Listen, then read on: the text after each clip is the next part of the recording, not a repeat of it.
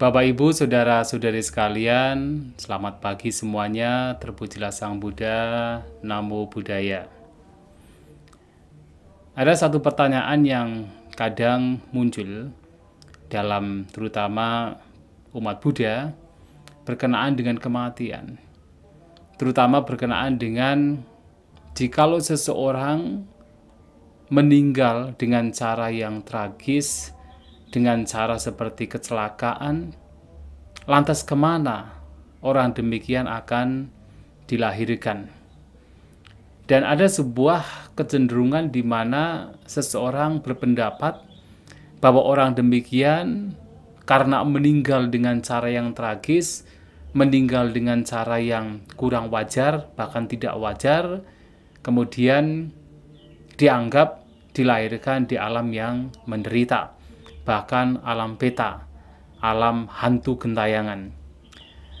Tetapi apakah pandangan demikian itu benar? Tentu ini tidak benar. Ada satu cerita pada zaman Sang Buddha, seorang berumah tangga bernama Mahanama. Sebenarnya dia itu adalah cousin atau sepupu dari Sang Buddha sendiri. Nah, dia sering datang kepada Sang Buddha di sore hari. Jadi setelah dia selesai bekerja, di sore hari menemui Sang Buddha. Yang mana Sang Buddha ketika berada di daerah Kapilawastu, di mana Mahanama ini berada, biasanya tinggal di satu hutan disebut sebagai Mahawana. Dan itu tampaknya sedikit jauh dari kerajaan Kapilawastu.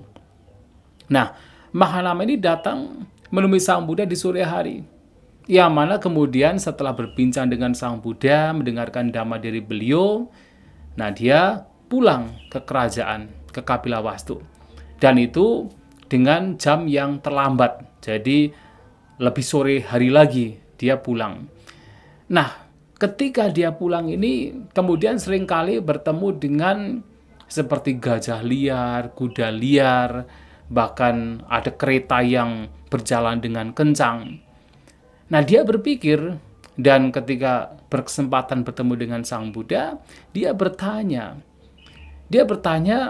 bahwasanya kalau saya meninggal karena kondisi demikian yang barangkali dikejar oleh gajah liar, kemudian mati karena gajah liar, atau mati karena kuda liar, karena mungkin ketabrak kereta, lantas di mana saya akan dilahirkan? Karena pada waktu itu Mahanama ini mengakui, padahal Mahanama ini adalah seorang yang punya keyakinan besar terhadap Buddha, Dhamma, dan Sangha. Tapi begitu menemui peristiwa seperti itu, jadi bertemu dengan gajah liar, dengan kuda liar, dan kereta yang sedang berlari, ingatan terhadap Buddha, Dhamma, dan Sangha hilang. Yang muncul adalah ketakutan. Maka dia bertanya, kalau kemudian dalam kondisi demikian ia meninggal dunia, kemana bisa dilahirkan? Kemana akan dilahirkan? Nah, Sang Buddha mengatakan, jangan takut.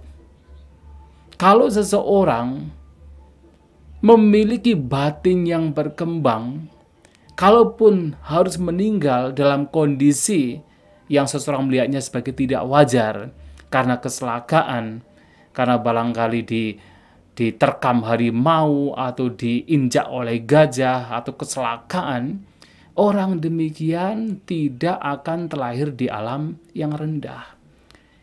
Jadi diumpamakan seperti kalau seseorang memiliki periuk berisi minyak atau mentega yang kemudian dilempar ke sungai. Kemudian sampai di dasar, periuknya pecah. Nah, pecahan periuk itu memang akan tenggelam di sungai. Tetapi minyak ataupun mentega yang mengisi periuk tersebut akan muncul ke permukaan. Artinya di sini adalah walaupun seseorang barangkali meninggal dengan cara yang tragis, dengan cara yang tidak wajar, tetapi kalau batinnya berkembang, memang tubuh ini hancur ketika dimakan harimau, tubuh ini hancur ketika diinjak gajah, ketika ditabrak kereta, atau kalau sekarang ditabrak oleh mobil, tubuh ini hancur. Tetapi kalau batin kita berkembang, batin kita itu memiliki batin yang positif, yang baik, walaupun tubuh hancur, tetapi kita bisa terlahir di alam yang bahagia dengan batin yang berkembang. Nah, oleh sebab itu, Sang Buddha menyampaikan bahwasanya ada beberapa hal, ada beberapa poin dhamma yang penting untuk dikembangkan, sehingga walaupun tubuh ini hancur, tetapi seseorang bisa membawa batinnya terlahir di alam yang bahagia.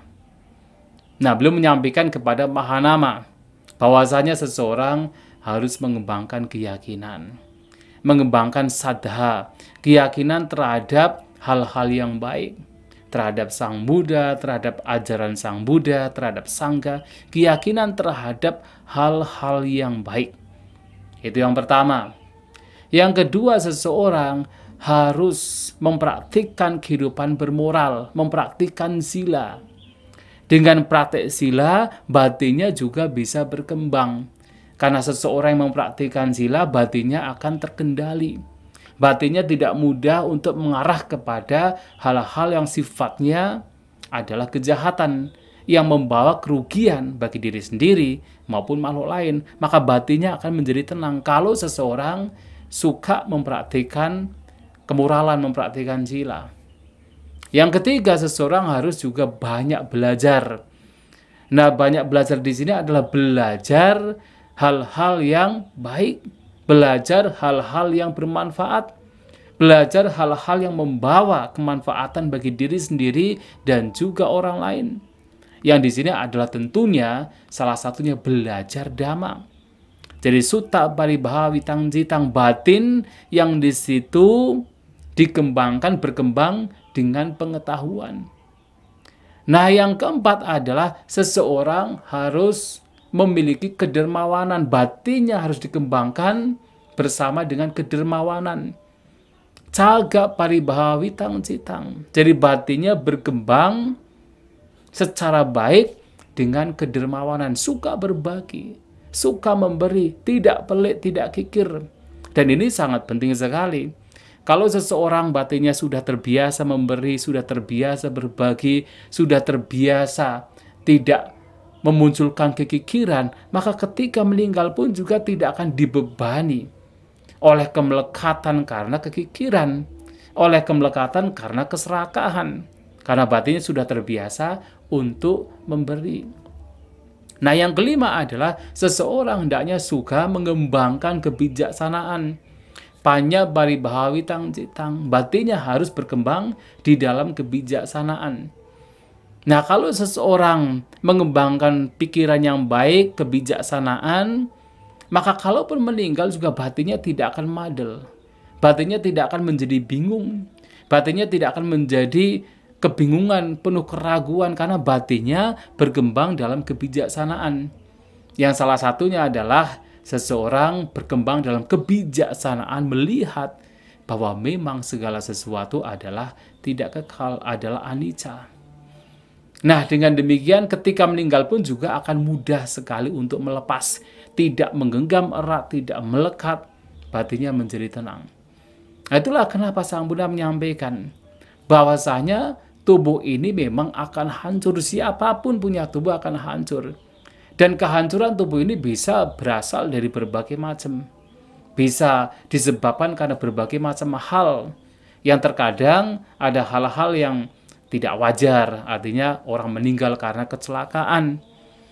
Tetapi kalau batinnya berkembang, batinnya dikembangkan di dalam hal-hal yang baik, maka walaupun badannya hancur, jasmaninya hancur, tetapi seseorang bisa terlahir di alam yang lebih baik, alam bahagia.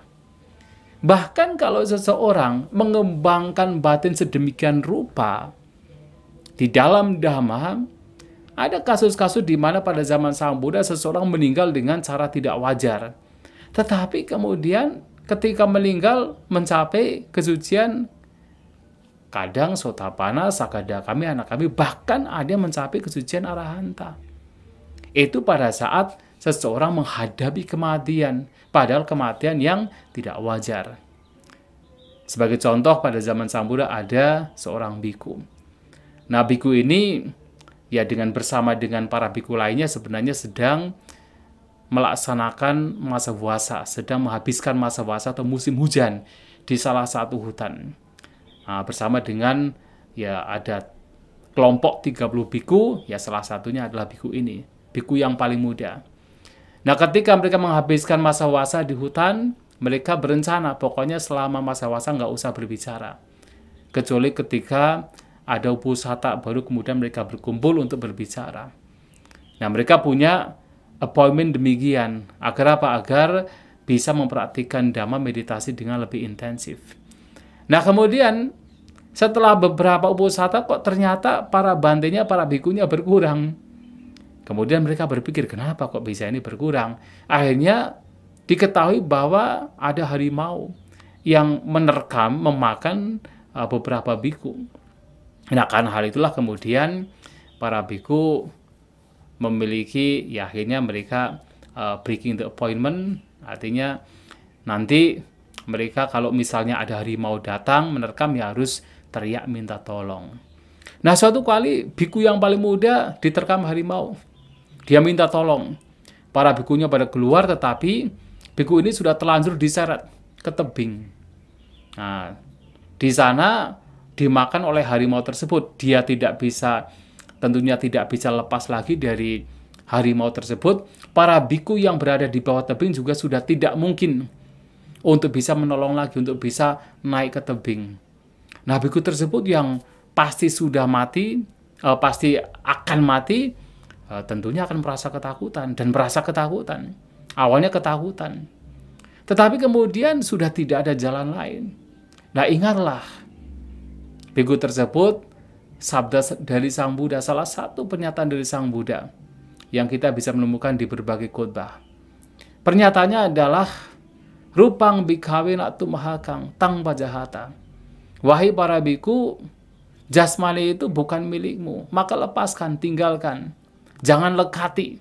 Artinya demikian. Nah, mengingat kembali sabda Sang Buddha yang tadinya itu merasa khawatir, ketakutan karena pasti akan meninggal dimakan oleh harimau tersebut. Bahkan merenungkan apa yang disampaikan Sang Buddha untuk tidak melekati jasmani, karena itu memang bukan sebagai milik, pasti mengalami kehancuran, dan apalagi itu pada waktu itu memang sudah mulai dimakan oleh harimau. Nah, itulah kemudian membawa batinnya menjadi tenang, fisik sakit tetapi batinnya menjadi tenang. Dan bahkan biku tersebut dikatakan mencapai kesucian karena dapat menghancurkan kotoran batin. Ya, dengan perenungan yang disampaikan oleh Sang Buddha. Nah, di sini juga menjadi satu, katakan, bukti atau satu hal yang penting untuk kita jadikan sebagai guidance, panduan kita, bahwasanya kalaupun fisik sakit, kalaupun fisik hancur, mengalami kematian, selama batin kita dikembangkan dengan baik, kalaupun kematian itu kematian yang tidak wajar, namun seseorang bisa saja terlahir di alam yang bahagia. Bahkan lebih dari itu, seseorang bisa mencapai kesucian di saat-saat terakhir menghadapi ajal. Itulah Bapak Ibu Saudara-saudari sekalian, bahwasanya fisik mengalami sakit dan suatu saat mengalami kehancuran, tetapi batin kita penting untuk dikembangkan, sehingga ketika fisik hancur, batin kita mengarah kepada hal yang baik. Kelahiran yang baik bahkan membawa kepada pembebasan. Sabisata Bhavantu Sukhitata, semoga semua makhluk berbahagia.